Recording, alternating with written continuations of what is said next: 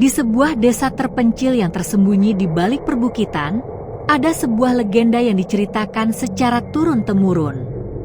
Di ujung desa, berdiri sebuah gua yang dianggap keramat. Gua itu, menurut cerita warga, adalah tempat di mana orang-orang putus asa bisa meminta kekayaan melimpah. Tetapi, seperti semua perjanjian dengan kekuatan gelap, ada harga yang harus dibayar. Harga itu adalah tumbal. Di desa itu, seorang petani miskin hidup dalam kesulitan.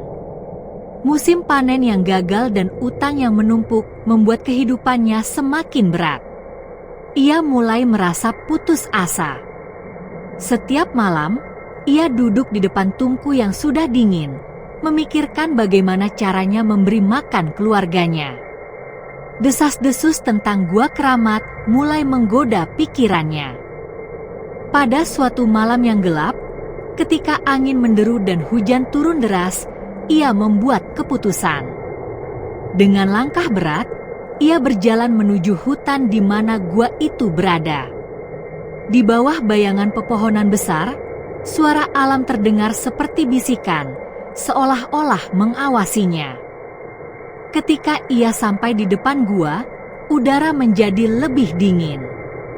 Suasana mencekam menyelimuti tempat itu. Di dalam gua, cahaya lilin kecil menyala dari kejauhan. Sumber cahaya itu adalah sebuah altar batu, penuh dengan benda-benda ritual seperti keris, dupa, dan beberapa koin emas tua yang berkilauan. Ia berlutut di depan altar dan mulai memohon, seperti yang diajarkan oleh orang-orang yang sebelumnya pergi ke sana. Ia menyebutkan keinginannya dengan suara yang bergetar. Tiba-tiba, gua menjadi sunyi. Tidak ada suara angin, tidak ada suara air yang menetes. Hanya detak jantungnya sendiri yang terdengar. Sebuah suara berat, seperti berasal dari dalam bumi, memecah keheningan. Suara itu bertanya apakah ia benar-benar siap menerima apa yang ia minta, meskipun harus mengorbankan sesuatu yang paling berharga dalam hidupnya. Ia ragu sejenak, tetapi akhirnya mengangguk. "Aku siap," jawabnya dengan suara pelan. Hari-hari setelah kunjungannya ke Gua Keramat, hidupnya mulai berubah. Dalam waktu singkat, ia menemukan emas terkubur di ladangnya. Hasil panennya melimpah, dan ternaknya berkembang biak dengan cepat. Keberuntungannya menarik perhatian penduduk desa. Mereka mulai memandangnya dengan rasa iri dan kekaguman. Namun, di balik kekayaan itu, ada hal-hal aneh yang mulai terjadi.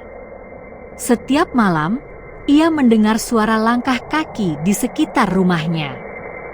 Ketika ia keluar untuk memeriksa, tidak ada siapapun di sana. Terkadang, ia merasa ada mata yang mengawasinya dari kegelapan. Hewan ternaknya mulai mati satu persatu tanpa sebab yang jelas. Tubuh mereka ditemukan dalam keadaan kering seolah-olah darahnya dihisap habis. Ia mencoba mengabaikan kejadian-kejadian itu. Mungkin ini hanya harga kecil yang harus aku bayar, pikirnya. Tetapi, kejadian-kejadian aneh itu semakin intens. Di dalam mimpinya, ia sering melihat bayangan hitam besar yang berdiri di samping ranjangnya. Bayangan itu tidak pernah berbicara, hanya menatapnya dengan mata merah yang menyala. Suatu malam, ia terbangun karena suara ketukan keras di pintu rumahnya. Saat ia membuka pintu, tidak ada siapapun di luar. Hanya ada angin dingin yang menusuk tulang. Tetapi ketika ia menutup pintu dan berbalik, ia menemukan seekor ayam hitam besar berdiri di tengah ruang tamunya. Mata ayam itu memancarkan kilatan aneh, dan bulunya tampak lebih gelap dari malam itu sendiri. Ayam itu berbicara dengan suara yang sama seperti yang ia dengar di gua. Ayam itu mengingatkannya akan perjanjian mereka. Saatnya sudah tiba, kata suara itu. Kau harus memberikan tumbal, atau kekayaanmu akan diambil, dan kau akan membayar dengan nyawamu sendiri. Ia gemetar ketakutan. Ia bertanya apa yang harus ia lakukan. Suara itu memberitahu bahwa ia harus mengorbankan seseorang yang ia sayangi. Seseorang yang memiliki darahnya. Waktu yang diberikan adalah 3 hari. Jika tidak, makhluk dari gua itu akan datang untuk mengambil nyawanya. Selama 3 hari itu, ia hidup dalam ketakutan. Ia berusaha mencari jalan keluar, tetapi setiap langkahnya selalu kembali ke gua. Suara bisikan dari gua terus memanggilnya, seolah-olah memaksanya untuk memenuhi perjanjian itu. Ia menghabiskan waktu dengan merenung, bertanya-tanya apakah ada cara lain untuk melarikan diri dari kesepakatan yang mengikat jiwanya. Ia mulai mengingat masa-masa sulit yang telah ia lalui bersama keluarganya. Pikirannya dipenuhi rasa bersalah yang mendalam. Setiap senyuman dari orang yang ia sayangi terasa seperti pengingat akan harga yang harus ia bayar. Dalam diam, ia menangis, merasa bahwa kekayaan yang ia miliki kini hanya membawa penderitaan.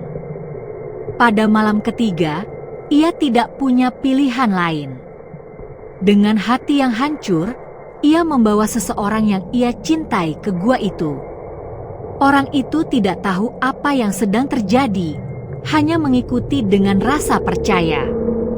Di depan altar, ia menyerahkan tumbal sesuai yang diminta. Saat ritual selesai, gua menjadi gelap gulita. Suara tawa yang mengerikan menggema di dalam gua membuat tubuhnya bergetar hebat.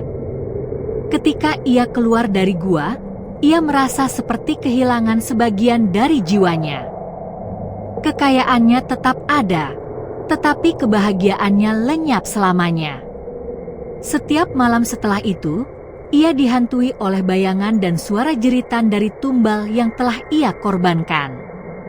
Harta yang ia miliki kini terasa seperti beban yang tak tertahankan.